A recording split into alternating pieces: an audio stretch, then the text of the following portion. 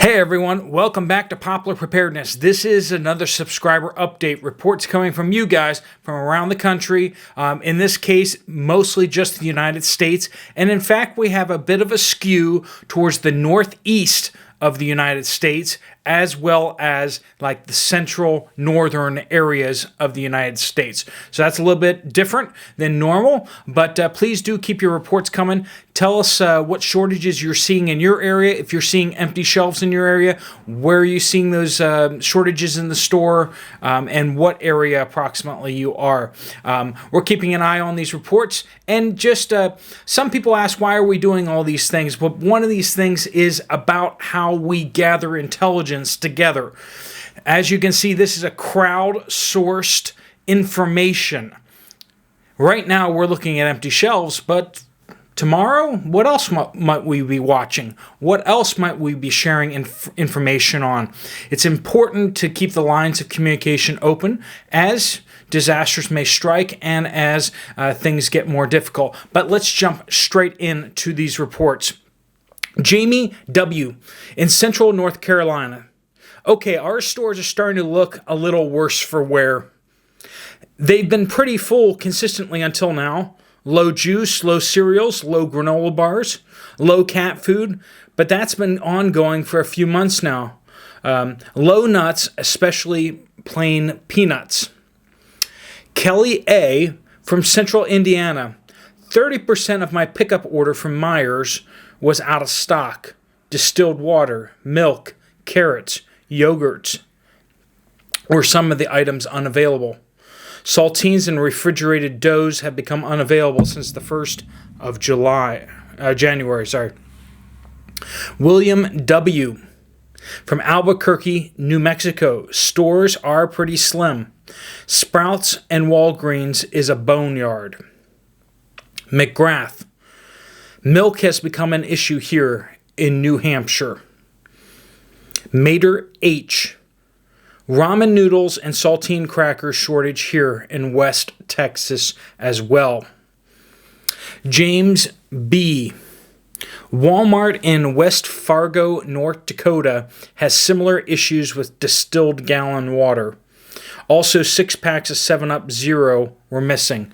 Now, we're hearing that across the board. I said that I was seeing some water shortages, particularly in the gallon waters, but we're hearing water in the gallon jugs as well as in the bottles. It seems to be disappearing pretty fast in a lot of places.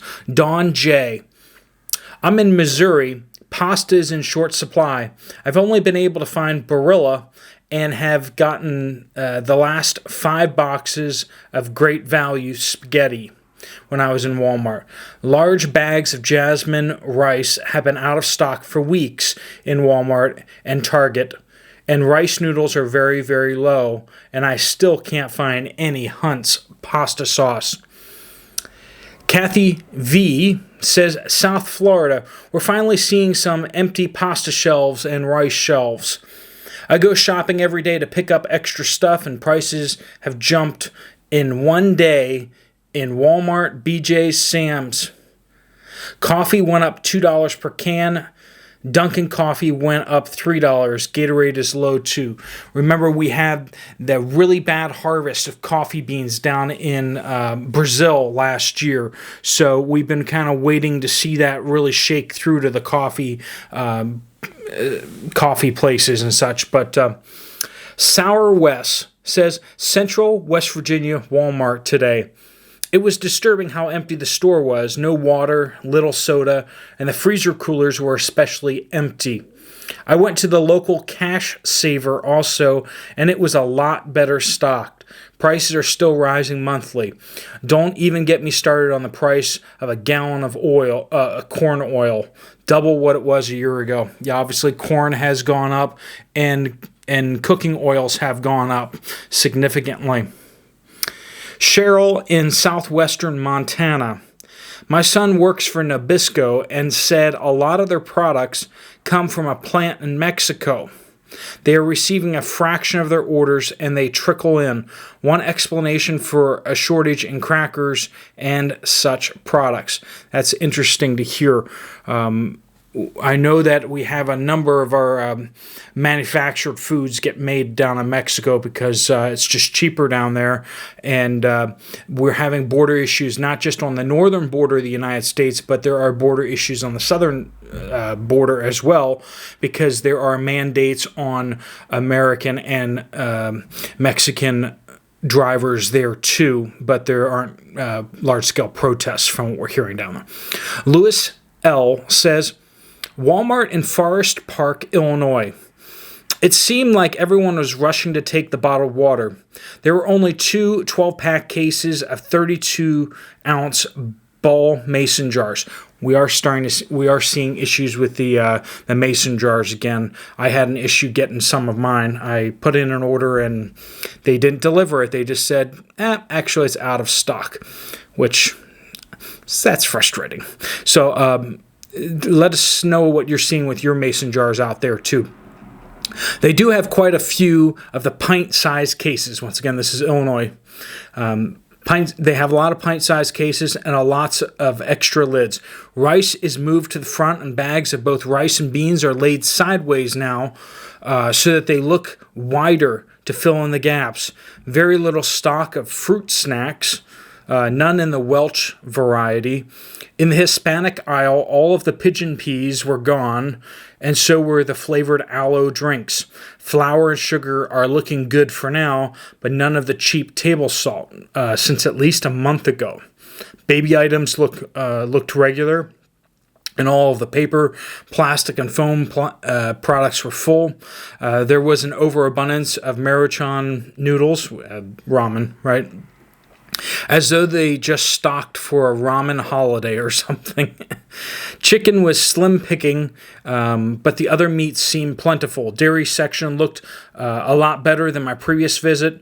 There were employees outside shoveling the area where they usually set out the live plants, so I'm assuming that they either got them stashed away in the back or anticipating having them real soon.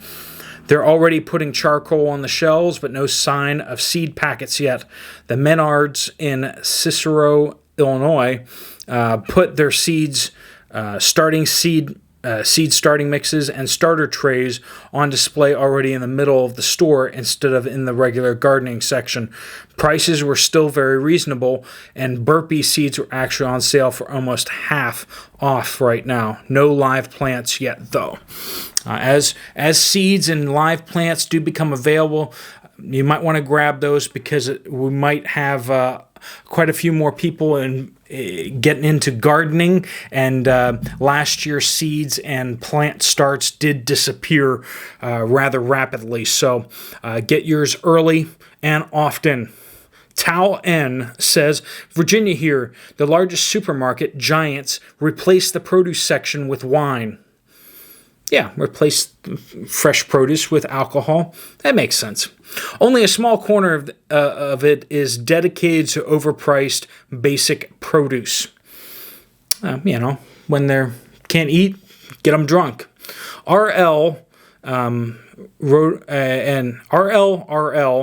says North Piedmont, North Carolina. Our local Walmarts are short on mostly junk food, and prep foods are also in short supply as well. Water. Walmart has plenty of name brand water cases and Great Value 24 packs as well. The Great Value 40 packs we always buy are getting thin, and when you find them, they don't put them in the designated locations but on other aisles.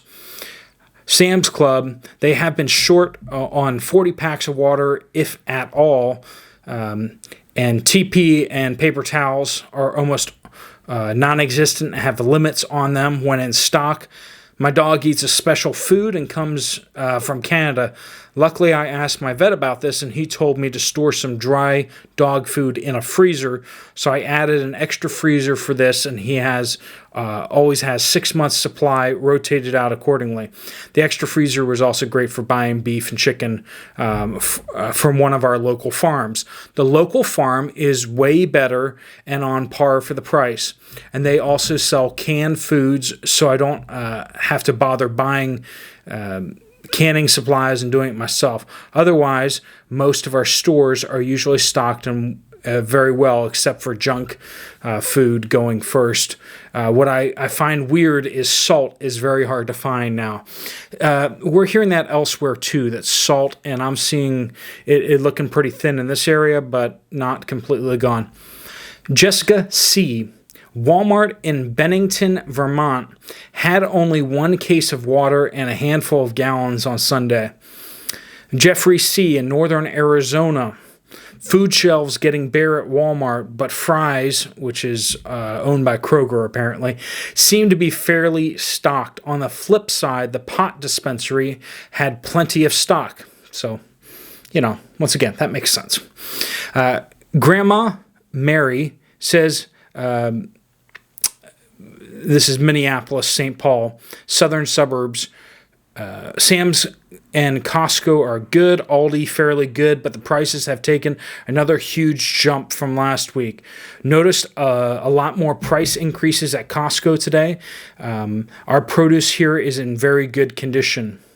Where is Truth says, Food Lion in central North Carolina yesterday saw the same issues I've been seeing.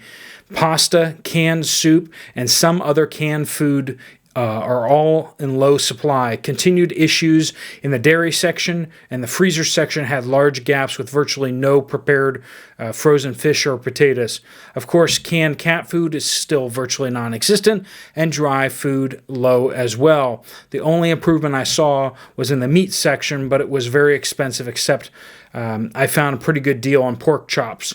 The actual news is the problems continue, and in the case of some things, they are worse.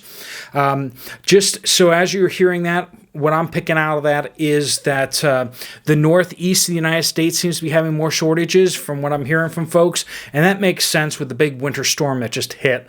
And then also we're hearing a lot from down south too, which doesn't make quite as much sense, but I don't know if the distribution networks down there got kind of hammered.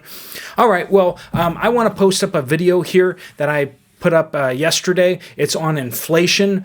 I used a couple of keywords that YouTube did not like, so they throttled it.